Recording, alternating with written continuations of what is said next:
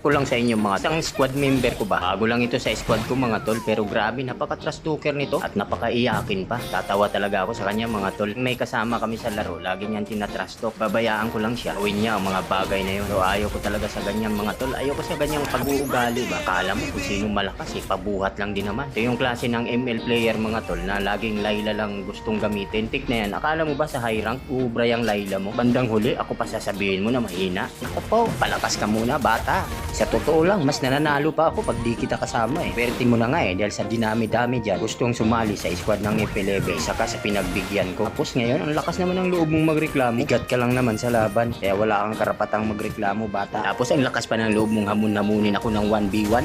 Para may maipagyabang ka. Ako bata, iba na lang na nga pala mga tol. Balik nga tayo dito sa laro. Ulo nga pala ako dito sa Rising mga tol. At talagang napakaganda naman itong tank na kasama ko. Ito yung klase ng tank mga tol na lagi mong karamay sa lahat ng laban. Grabe naman talaga, napakasulit nito kung napansin mga tol. Sa Ranglin ngayon, gamit na gamit itong list. Ang meron dito sa Leslie na to ha?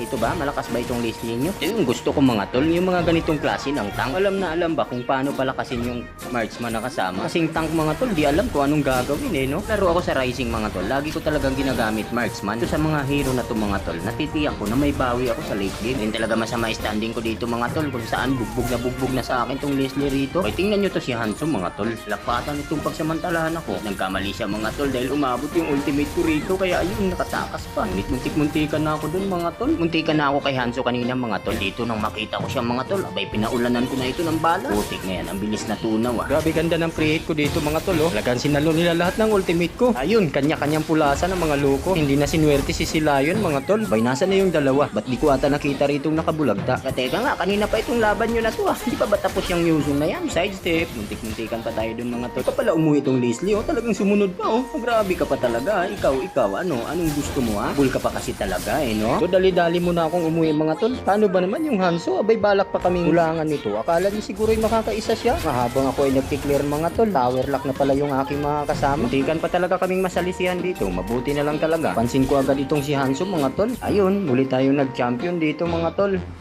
Solo gamer lang ako Solo lang ako. Basta maayos yung kasama mga tol. Ay talagang kayang-kaya nating manalo. Ikaw, wag na wag mong trustukin yung kaparty mo. Pito mo na lang kung ano yung kakayanan niya. Hindi kaya itulungan mo para umangat naman ito. Yun lamang mga tol. Maraming salamat kung ikaw ay naisumali sa ating squad mga tol. Ay mag-comment ka lang dyan. Dahil marami na naman akong tatanggalin mga tol.